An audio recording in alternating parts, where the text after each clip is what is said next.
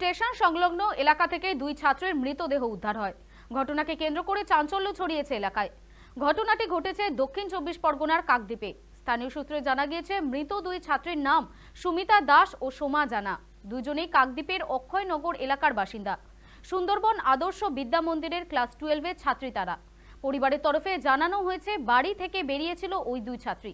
তারপর থেকেই আর তাদের কোনো খোঁজ মিলছিল না। পরবর্তীতে কাশীনগর ও মাধবনগর স্টেশনের মধ্যবর্তী জায়গা থেকে পুলিশ তাদেরকে দেহ উদ্ধার করে। মৃত সুমিতা দাসের পরিবারের অভিযোগ যে পরিকল্পনা করে খুন করা হয়েছে তাদেরকে। ইতিমধ্যে এই ঘটনায় হারুট পয়েন্ট কোস্টাল থানার পুলিশ 3 জনকে আটক করেছে। তবে রেল দুর্ঘটনা নাকি পরিকল্পনা মাফিক খুন তা নিয়ে তদন্ত শুরু করেছে হারুট পয়েন্ট কোস্টাল থানার পুলিশ।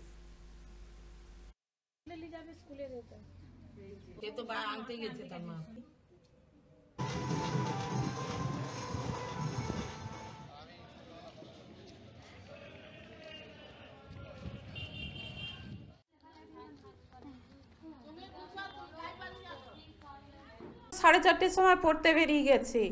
তারপর রাত্রে হচ্ছে কি 2টা নাগাদ পুলিশ এসে বললো যে এরকম ঠিকানা নিল। নেওয়ার পরে তো আর তো কোনো খবর আসেনি। লোকের মুখে শুনতেছি ওরা নাকি ট্রেনে কাটা হয়েছে, এইটুক শুনতেছি। এখন অনেকে বলতেছে মার্ডার করে ফেলে দিয়ে গেছে।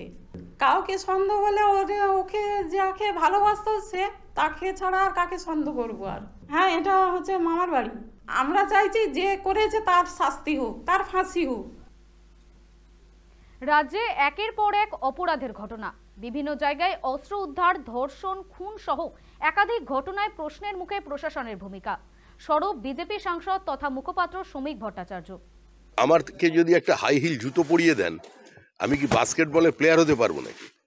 আমার উচ্চতাটা দেখুন, পারবো না হতে। আমাকে যদি প্রচুর ক্রিম লাগিয়ে দেন সারা শরীরে 3 দিন ধরে, তাহলে আমার গায়ের এই রংটা কি সাদা হয়ে যাবে? হবে না।